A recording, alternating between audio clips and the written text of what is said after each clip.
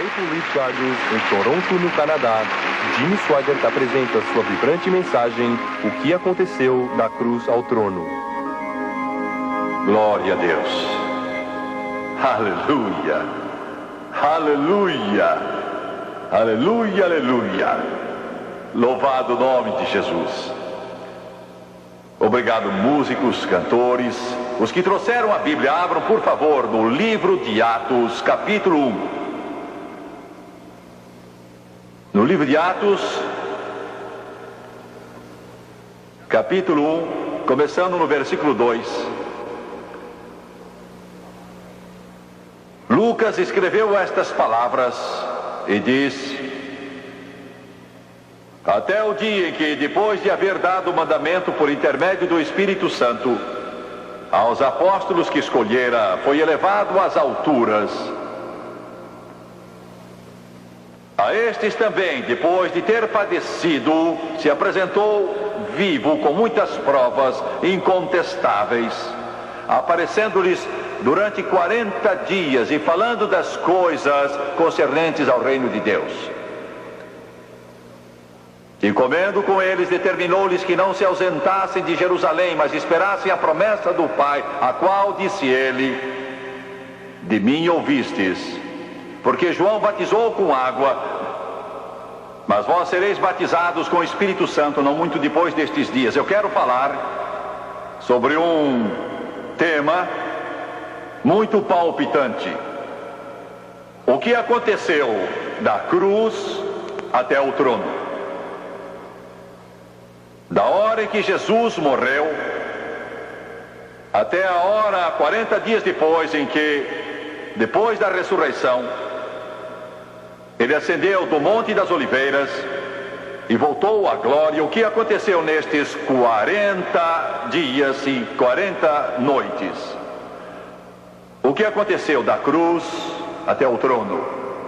Esta é a mais emocionante história para a raça humana que lábios humanos já contaram ou que o coração humano jamais sentiu. O que aconteceu da cruz até o trono?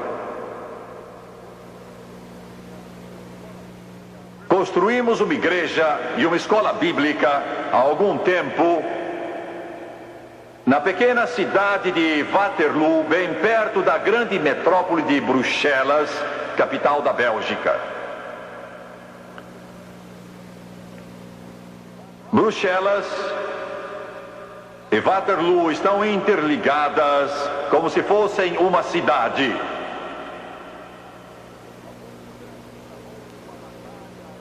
Há muitos anos travou-se uma batalha em Waterloo que veio a mudar o curso da história.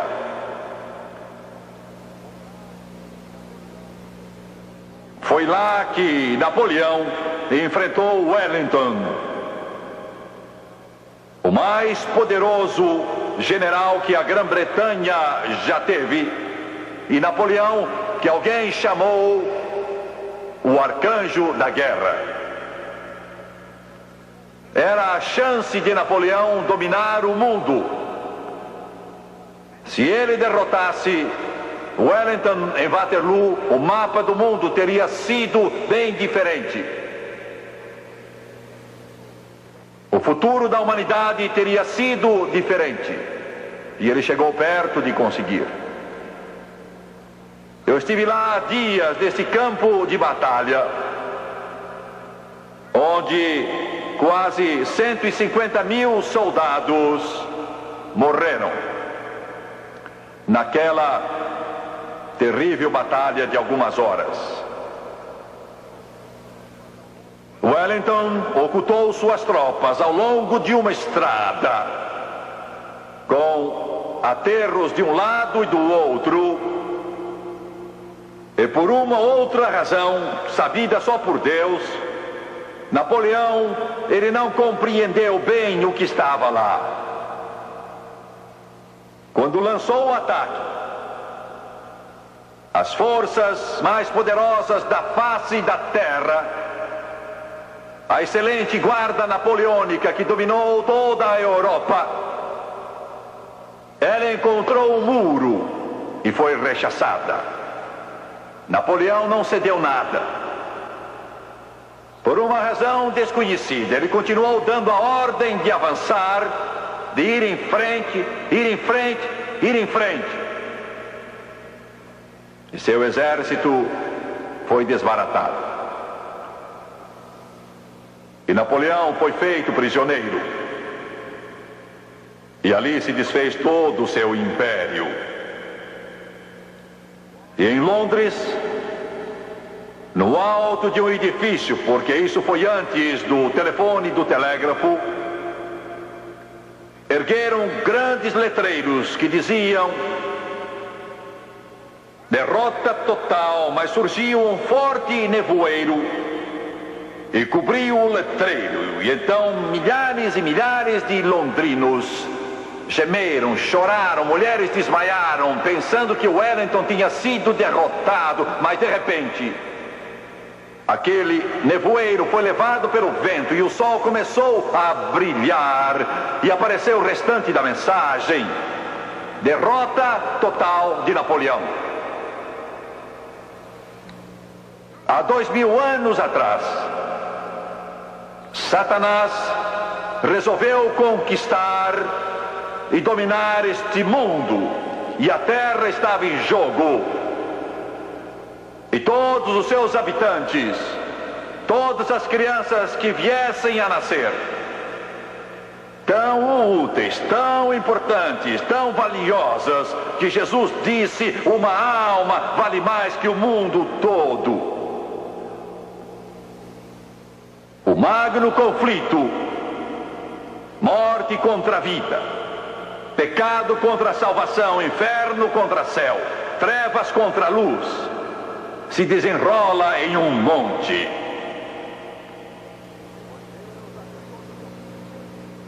Pois Deus, na pessoa do seu Filho Jesus Cristo, ofereceria sua vida, o Filho de Deus encarnado, Deus manifesto em carne, Emanuel, Deus conosco, pois Jesus é Deus.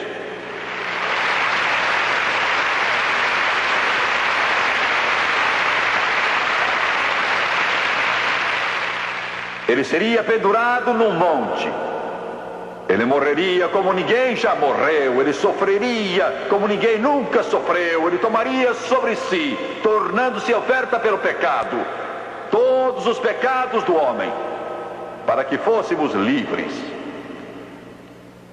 Alguma coisa num criminoso, alguma coisa num assassino, alguma coisa em alguém que é condenado à morte, e de repente a pena é suspensa. Não há nenhum drama que se desenrole desta maneira. Eu vi na televisão há pouco tempo atrás 3 homens numa certa penitenciária que eram assassinos, eram culpados, não havia dúvida sobre isso, foram condenados à morte na cadeira elétrica. As câmaras mostraram suas celas, porque algo havia acontecido. Não há pungência, não há drama, não há momento, não há nada que possa representar esta cena. Condenados à morte na cadeira elétrica, mas houve suspensão. O governador do estado disse: eu comuto a pena de morte para a vida.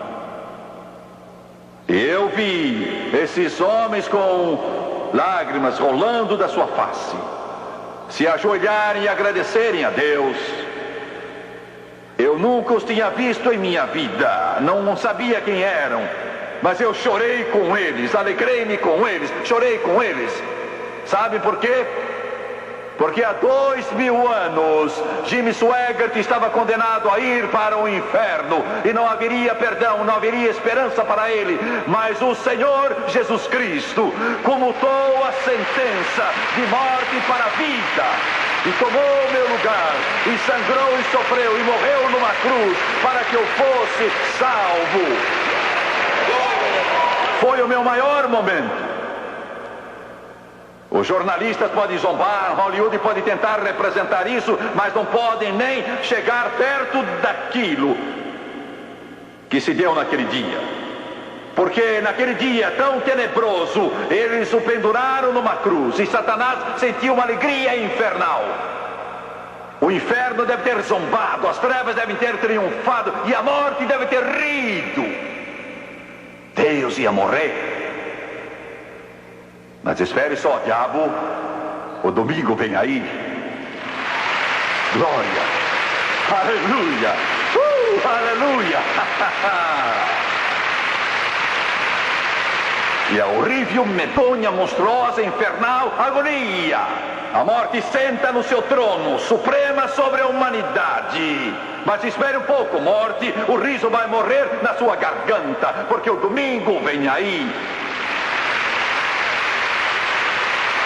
Eu estou aqui para dizer que apesar do mundo hoje, eu estou aqui para dizer que a dor e sofrimento hoje, eu segurei muitas criancinhas em meus braços e vi os olhos deles embaciados de fome. Olhei para seus corpos esqueléticos, segurei suas mãos e vi os seus bracinhos frágeis. Pus os meus dedos no seu rosto e encostei meu rosto no delas, sabendo que iam morrer, não por causa de uma terrível doença, não por causa da leucemia que ataca tantas criancinhas, nem por causa de câncer, mas por falta de algum alimento, um pouco de pão, alguma coisa. E eu as acheguei a mim pensando se elas sabiam, pensando se elas sentiam, pensando se elas entendiam. Diabo, é sexta-feira, mas o domingo vem aí. O domingo vem. A dor, a doença, o sofrimento, o crime, a guerra, o ódio estão no mundo hoje, mas o domingo vem. Estou aqui para dizer que o mundo não vai explodir numa agonia de poeira termonuclear, não vai morrer pelas mãos de um maluco qualquer, mas estou aqui para lhes dizer que Jesus vai voltar, o Rei dos Reis e Senhor dos Senhores vai voltar. Ele terá a última palavra, terá a palavra final, cantará o último hino, ele dirá a palavra final. Jesus Cristo, o Senhor da glória, o Rei do céu já triunfou e ele vai voltar outra vez. Satanás vai atacar, mas acabará sendo derrotado. E Satanás foi derrotado. Foi derrotado no Calvário 2000 anos atrás. Nunca houve um momento como o da ressurreição de Jesus. Palavras não podem expressar, o coro aleluia não pode cantá-lo, a língua do pregador não pode dizê-lo, o coração da criança não pode sentir. Em toda aquela glória da ressurreição, quando o sol surge esplêndido, o Filho de Deus saiu daquele túmulo e os anjos disseram: não está aqui. Mas se vocês estão procurando os ossos naquela cripta, se estão procurando nos mausoléus, se estão buscando entre os mortos, não está aqui. Se o estão buscando entre os mortos, entre aqueles que já partiram para o além, não está aqui. Mas se vocês estão procurando nesta sepultura, a sepultura em Jerusalém não está aqui, já ressuscitou. Glória. Eu clamo, eu canto, eu acordo todo dia e digo: ele está vivo. Sou um fanático. Vocês estão vendo um fanático. Um fanático de verdade, genuíno, de corpo inteiro, fanático.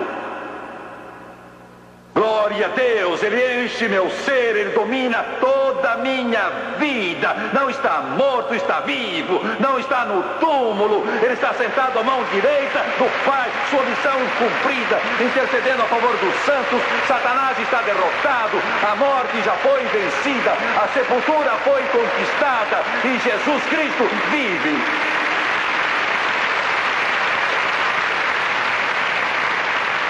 Seu pobre jornalista, seu pobre representante da imprensa,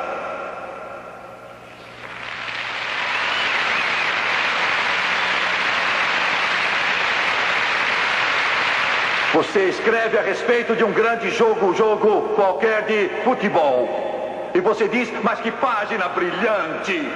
Você escreve sobre um acontecimento notável e pensa, veja só que coisa maravilhosa. E escreve a respeito de um desses filmes de Hollywood e pensa que escreveu uma grande coisa. Porque você não escreve sobre o maior fato que jamais aconteceu, que Jesus vive, Ele vive, Jesus Cristo vive hoje.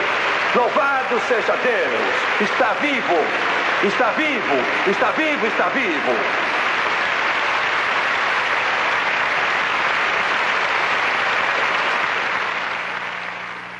Meu Deus, isso faz você gritar.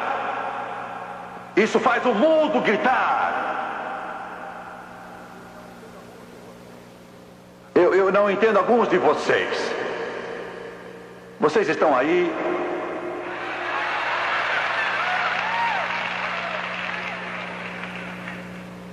Eu tenho pena de vocês. Por isso que ele disse que a trombeta vai soar 2 vezes quando ele vier. Vai tocar a 2ª vez para acordar alguns de vocês.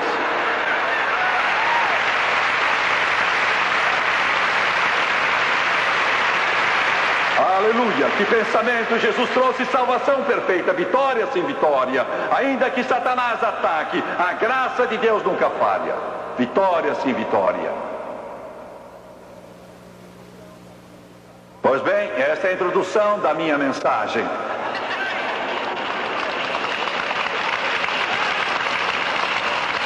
O que Jesus fez, o que aconteceu da cruz até o trono.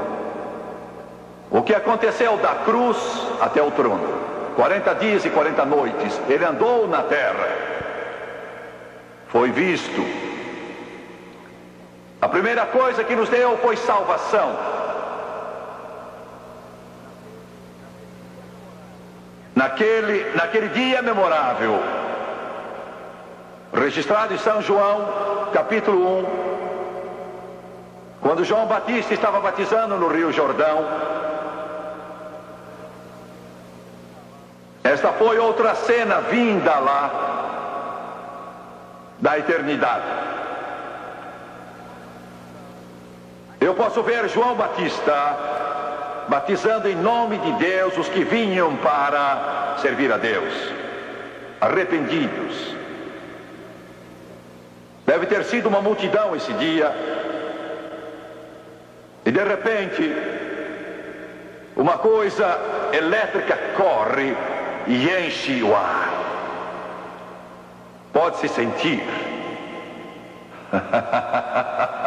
O Batista deve ter parado um pouco de batizar. E de repente ele vê Jesus. Que momento deve ter sido? Ele tinha estado nesse deserto desde que era criança, orando e esperando por esse momento. Foi eletrizante, foi estupendo, foi cativante, foi cintilante, foi tão grandioso que nem se consegue descrever. E ele disse, eis.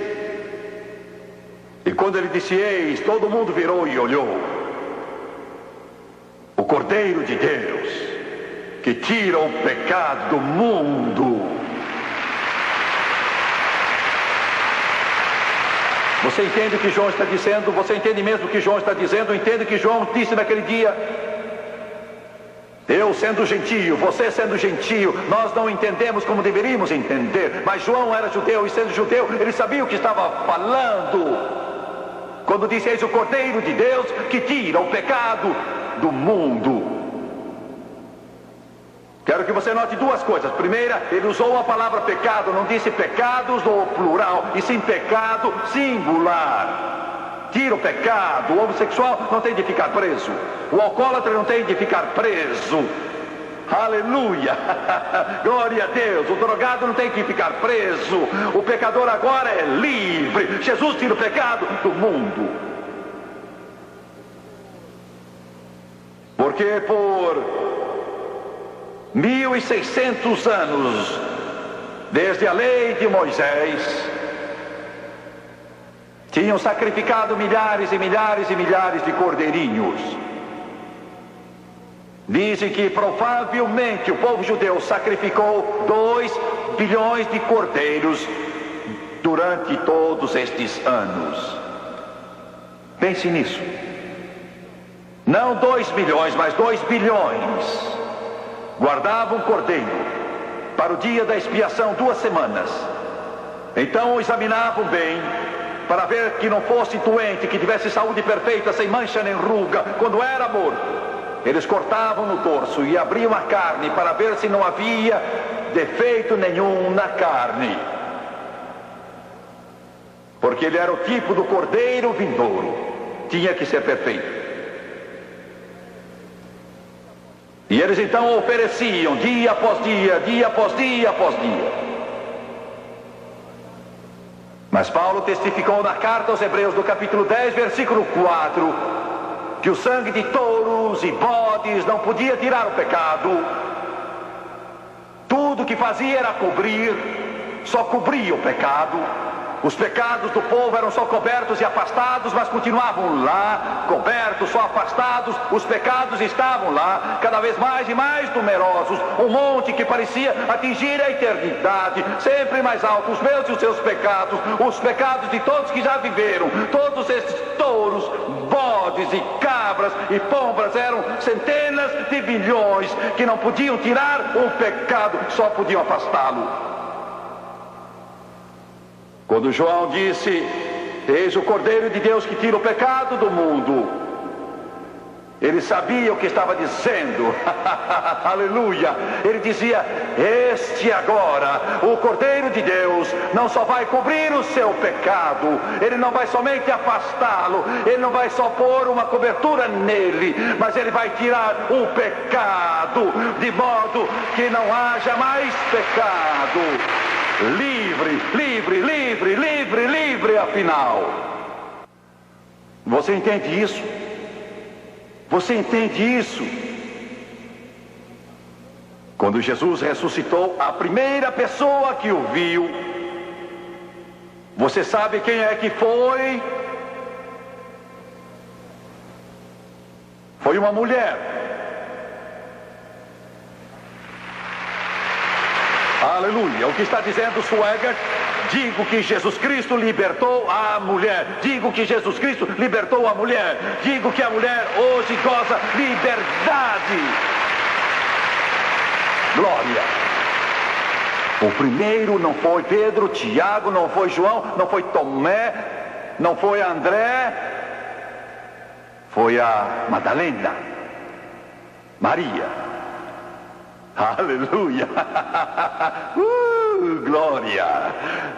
Senhoras, como se sentem? Senhoras, não foi uma honra? Ele saiu fora do túmulo. Poderia ter tido um séquito da hóstia angelical para servi-lo. Poderia ter os apóstolos em fila. Mas teve ali a mulher de quem tinha expulso 7 demônios para saudá-lo primeiro.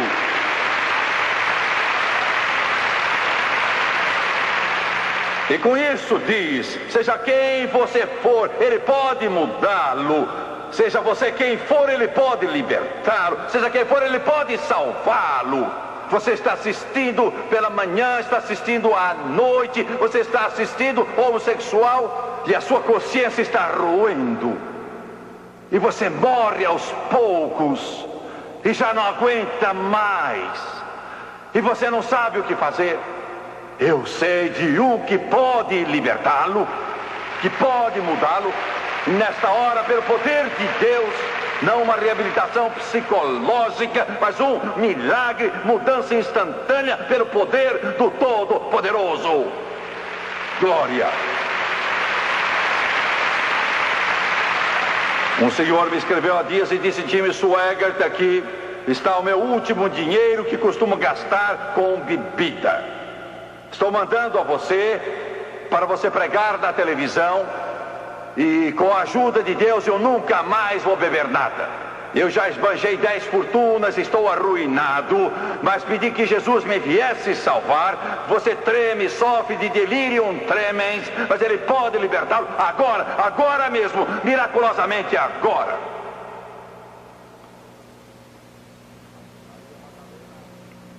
E Maria Madalena pensou que fosse o jardineiro, mas ele a chamou pelo nome Maria. Você não acha isso nas diferentes traduções? Porque eu acho que os tradutores da Bíblia hesitaram um pouco em fazer essa tradução. Diz assim: Jesus disse a Maria: não me toques, eu ainda não ascendi ao Pai. Mas original, a língua em que foi escrito, é um pouco diferente. O que aconteceu foi que Maria agarrou suas pernas e não o quis largar.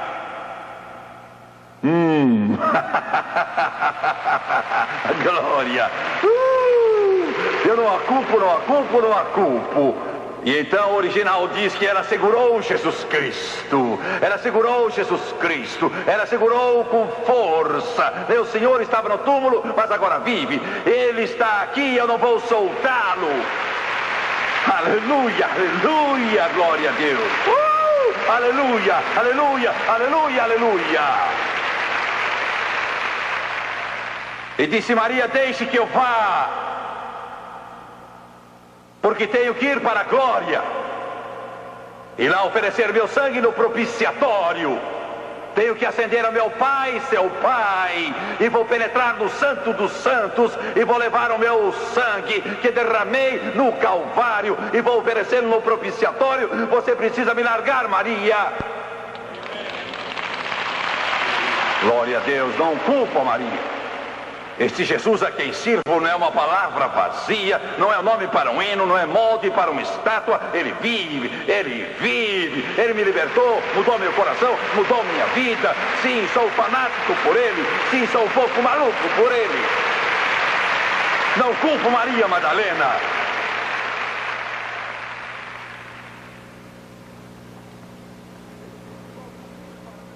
Ele disse: vou subir para meu Pai. E foi quando ele ofereceu o sangue no propiciatório. Quero falar sobre o propiciatório. Deus instruiu Moisés quanto ao propiciatório. Bezalel o construiu. Ele foi ungido por Deus para fazer o propiciatório. O propiciatório era de fato uma tampa de ouro batido. Era uma peça só, posta sobre um cofre, 2 metros de comprimento, 1 metro de largura, feito de ouro também.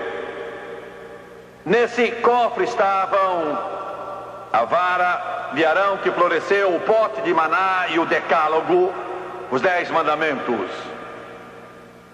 No propiciatório havia 2 querubins com as asas estendidas por sobre ele, tocando um ao outro, com a face voltada para o propiciatório, feito de ouro batido, toda uma peça de ouro só.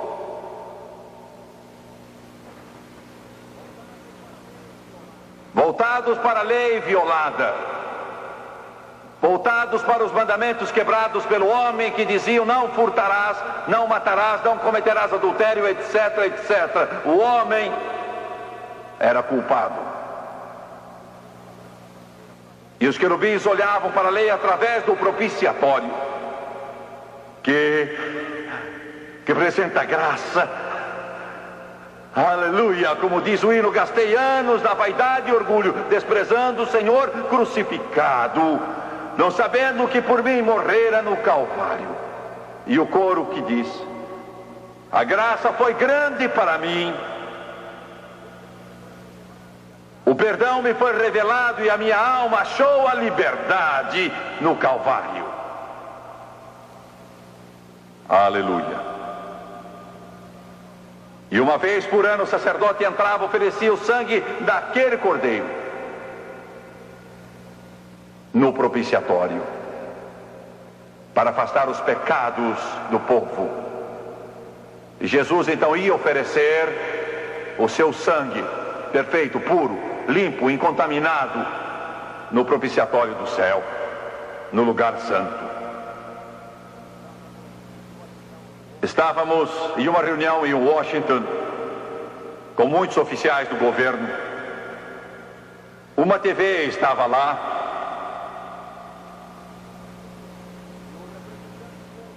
e o representante de um programa que não vou mencionar Vou ter mais respeito por ele do que ele revelou pelos outros. Ele perguntou a um pastor que estava presente: vocês dizem que tem de aceitar Jesus para ser salvo? Ele disse sim. Ele disse: bem, você não concorda que somos todos irmãos? Os budistas foram a Deus, os mormons adoram a Deus, os hindus adoram a Deus, os judeus adoram a Deus, vocês cristãos adoram a Deus, todos somos irmãos, todos somos filhos de Deus.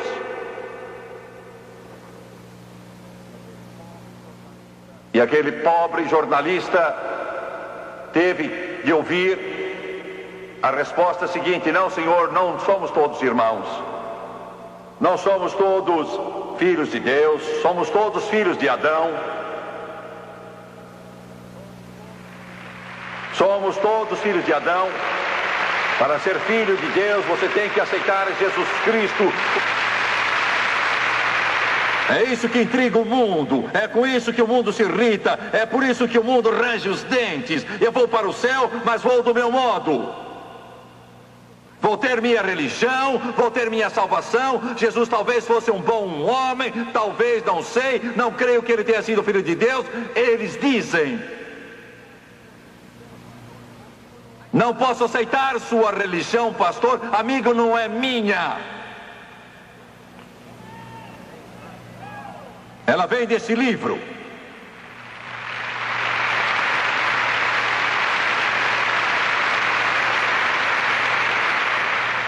Se não gosta dele, como vai substituí-lo?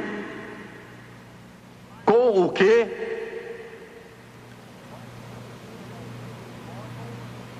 Vai substituí-lo com o livro de Mormons? Vai substituí-lo com o livro de algum filósofo moderno, talvez? Com o que vai substituí-lo? Não há nada como este livro. É a palavra de Deus. Louvado seja Deus.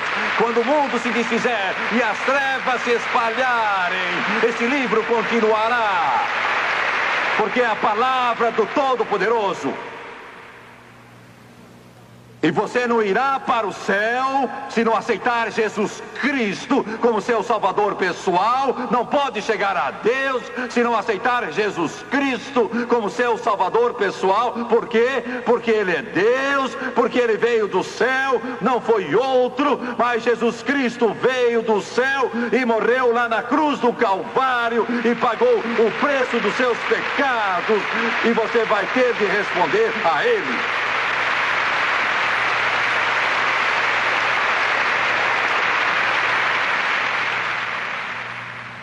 Eu nasci como filho de Adão, mas me tornei filho de Deus.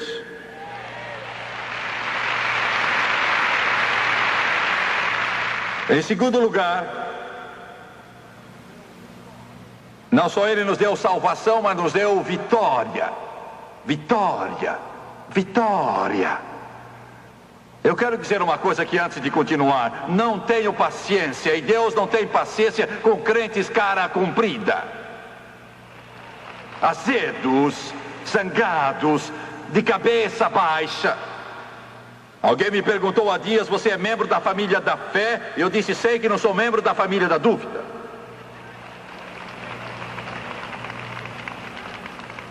Ele trouxe salvação à sua vida, Ele deu vitória. Você deve se levantar de manhã com um sorriso, endireitar os ombros, olhar o diabo bem firme nos olhos e dizer: esse é outro dia que o Senhor fez, vou me regozijar e alegrar nele. Ele deu vitória a você, deu alegria a você, deu paz a você, deu poder a você. Vitória, vitória, vitória. Pois bem, a Bíblia diz que Jesus desceu até o inferno E ele levou cativo o cativeiro e concedeu dons aos homens. A Bíblia diz que ele deu apóstolos, profetas, evangelistas, pastores e mestres. Vou ajudá-los um pouco. Estão vendo estes homens na plataforma hoje? Eles são dons.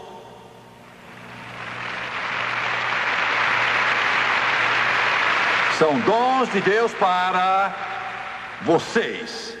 Eles são dons. Eles são tão importantes que é bem difícil descrevê-los. Ele deu dons aos homens, apóstolos, profetas, evangelistas, pastores e mestres. Os jornalistas dizem: por que é que você diz as coisas que diz? Quem lhe deu o direito de dizê-las? Oh, gosto quando perguntam. Sou um evangelista. Eu sou um desses dons. Sou um evangelista. Meu trabalho é fazê-los contorcer-se. Minha ocupação é fazer vocês se mexerem na cadeira. Minha ocupação é tirar o seu sono. Minha ocupação é fazer vocês virarem de lado para o outro. Minha ocupação é pôr o temor de Deus no seu coração. É por isso que Deus me chamou. Sou um evangelista. Aleluia! Glória! Ame seu pastor. Ore por seu pastor. Peça que Deus abençoe seu pastor, porque está orando por um dom. É o que a Bíblia ensina. Ensina a orar pelo pastor.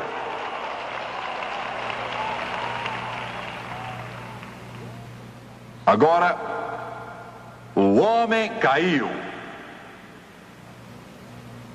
Senhor evolucionista, mas não caiu de uma árvore.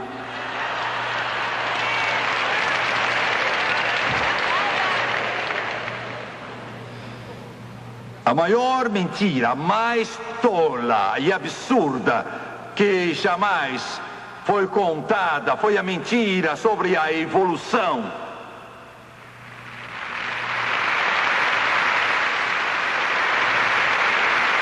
Que há 10 bilhões de anos você surgiu de um tipo de vida primitiva. E você ficou nadando no oceano por 1 bilhão de anos e afinal chegou a uma praia.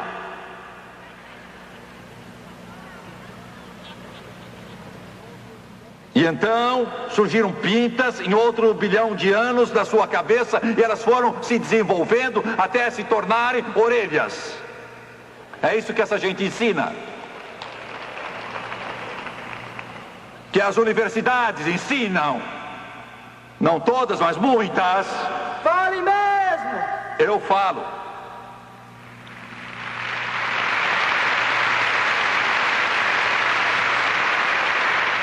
E outra pinta na frente, buscando a luz, e se tornou os olhos. E outra 5 milhões de anos mais tarde, que se desenvolveu em mais de 1 milhão de anos e acabou ficando finalmente uma perna. Oh, agora pode mover-se.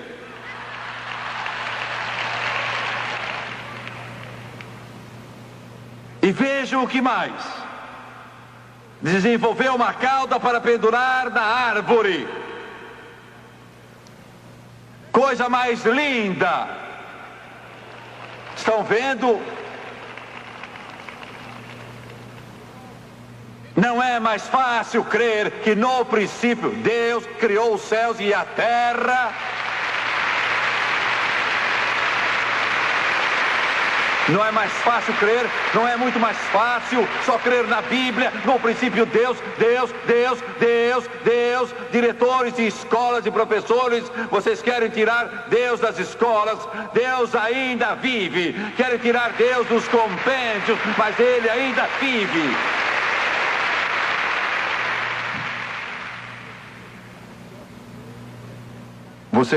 Você quer me ver ficar zangado mesmo? Quer me ver ficar cheio de indignação? É ver um velho qualquer que nem consegue achar a porta, dizer: as crianças não podem fazer oração na escola.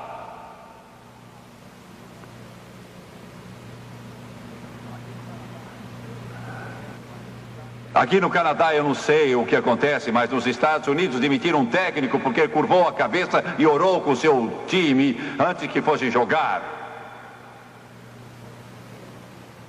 Um certo juiz disse a um formando que não podia orar quando fosse fazer o seu discurso à classe de formandos. Mas eu teria orado.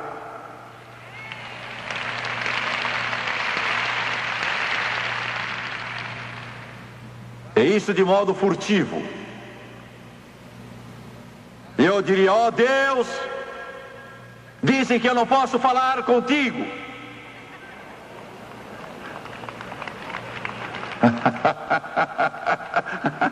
Então, eu acho que não posso, mas se pudesse, então é isso que eu diria. Aleluia, aleluia, aleluia. Ditadores surgem em vão, déspotas surgem em vão, os tribunais surgem em vão, mas esse livro permanece. O Deus desse livro é para sempre. O Deus desse livro viverá para sempre.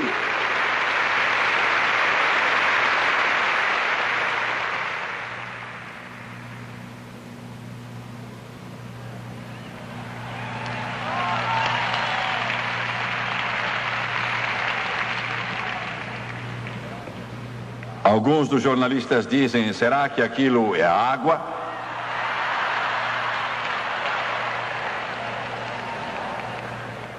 Sim, é água, e se você chegar perto eu batizo nela também.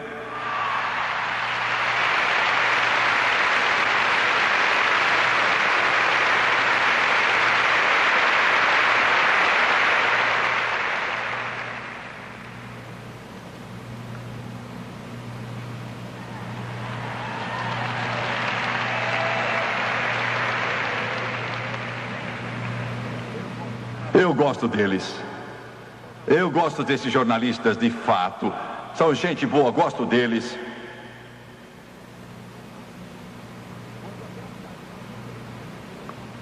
Quando Adão caiu, ele perdeu esperança, amor, fé e segurança. Desespero substituiu esperança, medo substituiu amor, dúvida substituiu fé, preocupação substituiu segurança. O homem se envolveu na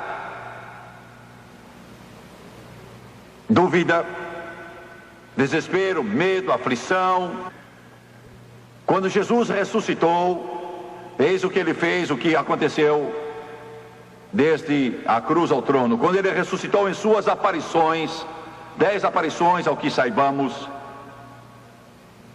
a Bíblia nos fala delas, mas só conta o que aconteceu em diversas dessas aparições. Os outros silenciaram.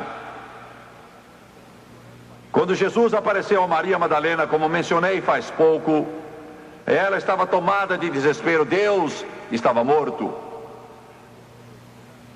mas ele o substituiu pela esperança, e o homem a recuperou.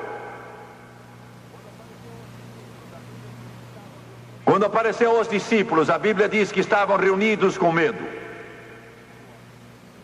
Lemos em São João. Mas ele substituiu o medo pelo amor, dizendo: não temais. Glória a Deus. A terceira vez que ele apareceu foi a Tomé, pobre Tomé. Dúvida, dúvida, dúvida. Disse: eu não crerei enquanto eu não puser a mão na ferida do seu lado, em suas mãos. Ele apareceu a Tomé e disse: venha cá. Vamos, Tomé, toque-me. Tomé caiu aos seus pés. Ele foi o primeiro a dizer-lhe: Senhor meu e Deus meu. Ele substituiu dúvida por fé. No mar da Galileia, Jesus apareceu aos discípulos de novo. Bem cedo de manhã pescaram a noite toda, mas não pegaram nada. Aflitos, tristes, que faremos? E ele disse: filhos, apanhastes alguma coisa? Disseram: pescamos a noite toda, não pegamos nada. Ele disse: lançai a rede do lado direito do barco. Eles a jogaram e, céus, puxaram 153 peixes. Estavam na rede, tantos que ela se rasgou, e um dos discípulos olhou para ele e disse: é o Senhor. Você conhece Pedro? Sabe como ele é? Ele pulou na água. A glória! Pulou na água. Não o culpo, eu teria seguido se estivesse lá. Substituir a aflição por segurança. A última coisa, não só nos deu salvação, nos deu vitória, mas nos deu o Espírito Santo. Ele disse: eu enviarei outro Consolador, outro ajudador, o Espírito Santo.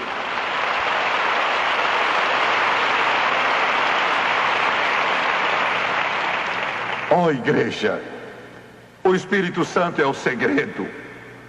Não o diploma de universidade, não o templo que custou milhões, não talento, habilidade, mas o Espírito Santo. O Espírito Santo. Quando eu era menino de 8 anos, minha avó foi cheia do Espírito Santo. Fazia pouco tempo eu ia lá, mesmo que o meu pai me proibisse e dissesse: não vá, se for apanha. Ele dizia: a religião pôs a sua avó maluca, perdeu a cabeça, está falando em outras línguas, está fora de si, está doida, está biruta mesmo, está com o parafuso frouxo, ela está completamente fora de si, não está certa. E você não chegue perto, se você chegar perto vai pegar em você. Estava certo. Estava certo. Estava certo. Graças a Deus estava certo. E eu ia lá 3 vezes ao dia. Foi durante o verão, eu estava de férias, e eu me sentava, não consigo agora, mas cruzava as pernas, à moda dos índios.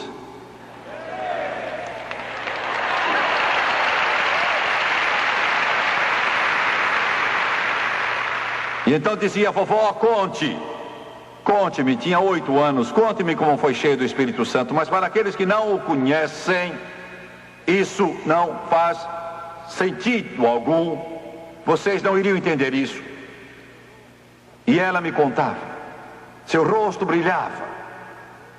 E então chegava num ponto em que o poder de Deus a tocava, e por essa razão eu ia 3 vezes ao dia, manhã, tarde e noite.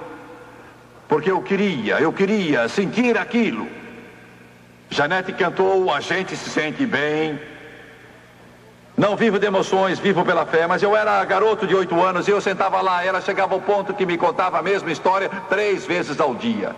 Como Jesus a encheu do Espírito Santo, ela chegava naquele ponto e aí o poder a tocava. E ela estremecia, toda vez ela estremecia. Vocês acham isso fanatismo? Eu entendo isso. Você está tão seco que range ao andar, eu sei. Eu sei muito bem. O poder de Deus vinha sobre ela e vinha sobre mim. O meu cabelo arrepiava, o calafrio passava pelo meu corpo. Eu queria tanto ter a mesma coisa. Meu pai estava certo, ele disse: isso pega, e pegou em mim. Ele nos deu salvação, Ele nos deu vitória, nos deu o Espírito Santo. Quando meu pai se converteu, eu nunca me esquecerei naquela noite. Eu tinha 5 anos, mas eu sabia que algo maravilhoso acontecera. Não há nada como isso, não há palavras para descrever. Ainda vejo na minha mente, está impresso indelevelmente no meu coração. Nessa noite, eu tinha 5 anos. Meu pai, 24. Algumas semanas antes, ele nunca tinha visto uma Bíblia, nunca tinha entrado numa igreja. Encurtando a história, que prazer eu senti naquele dia em que me converti. E agora eu sinto seu amor, segurança e paz, fervor. Sou feliz, tão feliz, pois em Jesus me satisfiz. A primeira pessoa a falar com meu pai foi Jorge. Ele também tinha sentido profunda convicção, mas ele não quis fazer a decisão, ele lutou. Estava chorando, com lágrimas rolando. Ele amava meu pai, tinha idade para ser pai dele. Os dois eram sócios.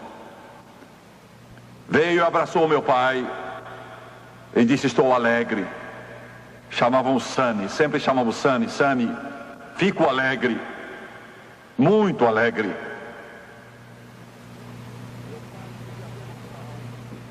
Meu pai queria vê-lo salvo, mas Jorge não se decidia. Pegou o vício de beber, perdeu um negócio após outro.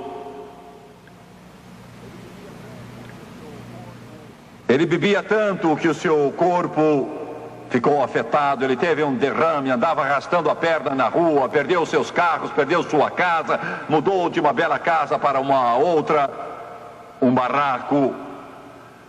Não quis dizer sim a Jesus. Acabou perturbado na mente. E ele podia ser visto andando em frente da nossa casa. Meu pai muitas vezes o apanhou e muitas vezes meu pai testemunhou a ele, mas ele era rebelde e blasfemava. Lembro-me quando o filho dele morreu. Eu lembro dessa criança, cabelos encaracolados. Jorge o amava. Era a única coisa que lhe sobrara. Eu lembro daquela casa pequenina e me lembro do caixão, me lembro do menino naquele caixão com 4 anos e os seus cabelos bem pretos. Eu lembro de Jorge, eu era menino, ele batia com os punhos do lado daquele caixão e meu pai, pondo o braço ao redor dele, Jorge chorava e dizia: se é assim que Deus age, eu não o quero. Deus, o que é que eu te fiz para tirares a única coisa no mundo que eu amava? Não tenho mais nada, acabou-se, tudo terminou e agora meu menino se foi. Eu te odeio, eu te odeio.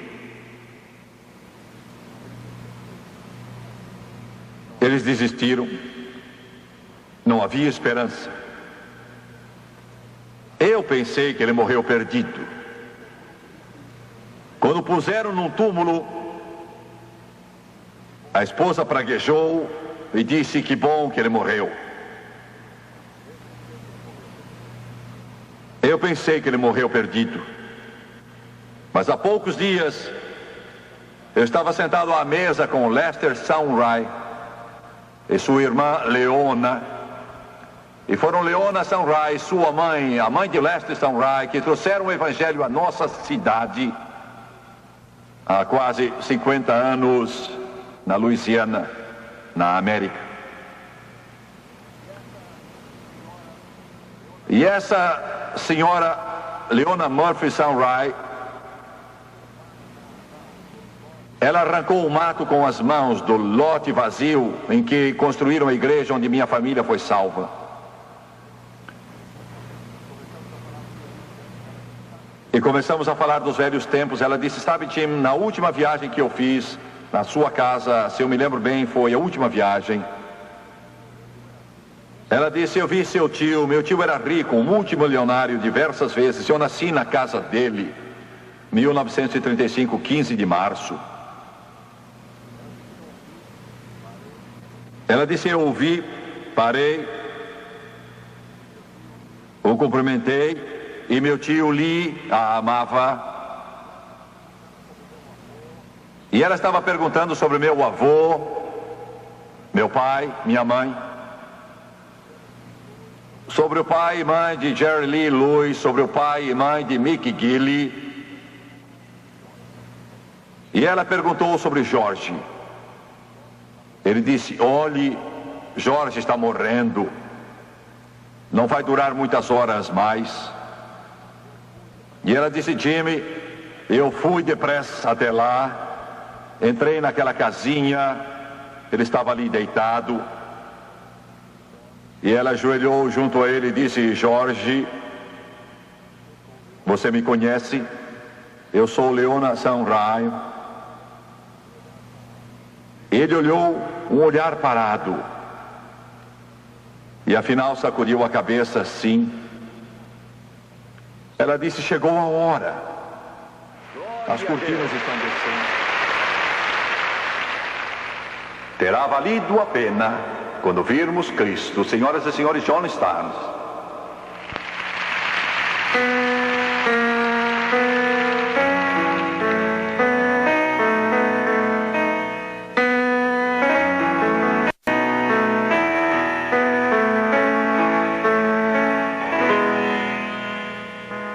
Sometimes the day seems long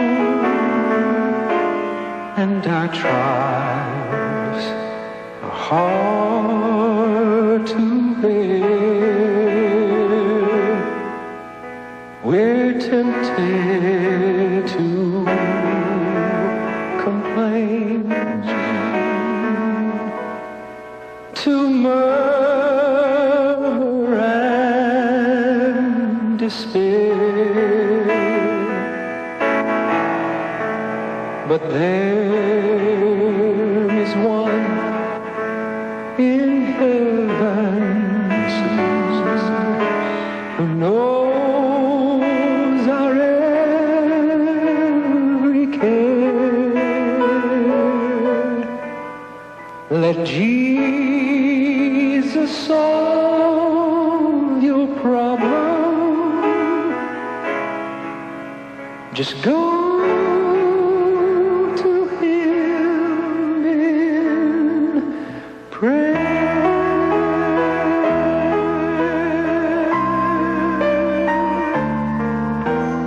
Sometimes the day seems dark without a ray of light.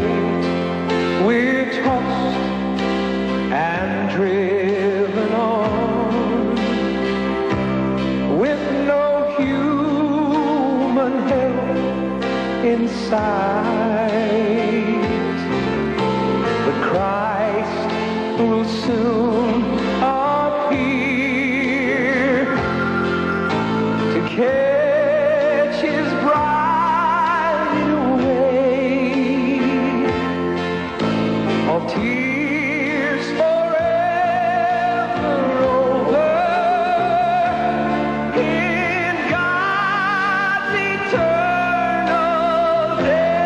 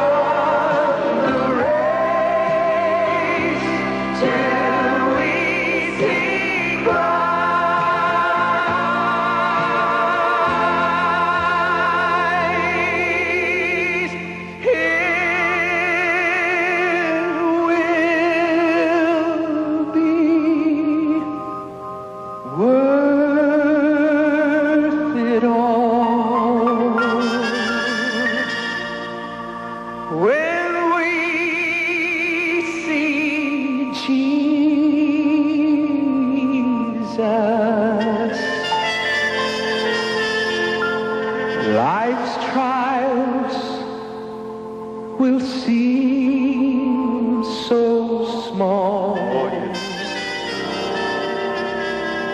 when we see Christ.